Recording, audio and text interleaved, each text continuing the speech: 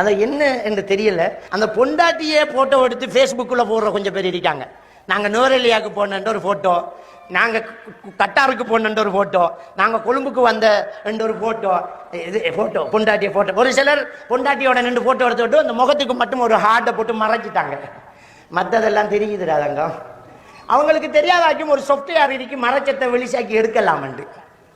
இது தேவை ஒண்ட பொண்டாட்டி நீ ரசிகன் எனக்கு ஊருக்கு காட்டுறேன். அதுலயும் அந்த கல்யாண தண்டைக்கு அந்த பொண்டாட்டியோட அவர் நிக்க, அவரை கூட்டாளிமார் அங்கால நிக்க, பாக்குறாக்களுக்கு 6 புருஷன் என்று கேள்வி கேட்க எதுக்கு இது எதுக்கு இது? அதுலயும் அந்த கல்யாணத்துல மணமகளுக்கு சோடா பருக்கிறதுக்கு மதினிமார் கொஞ்சம் பேர், அவன் சோடா பருக்கலாம் யோசிச்சிருப்பான், அவசரப்பட்டமோ இதை கேட்டிருக்கலாம். இப்ப 6க்கு புருஷனுங்கிற கேஸ். இந்த அளவுக்கு கேடுகட்ட ஒரு விஷயமாக இந்த திருமண கலாச்சாரங்கள் நடந்துகிட்டு போறதை நாங்க பார்க்கிறோம். அன்புக்குரியவர்களே, இதெல்லாம் ஒரு அனாச்சாரமா தெரியலையா? இதுதான் இஸ்லாமிய கலாச்சாரமா? எவ்வளவு ஒரு கேடுகட்ட ஒரு கேவலமான ஒரு நிலை. இல்ல, ஒரு முக்கியமான ஒரு விஷயம் என்ன தெரியுமா?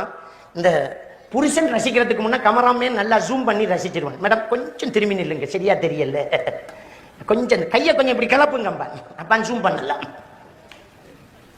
இப்படி கையை வைங்க, இந்த பூவில கையை வைங்கம்பா.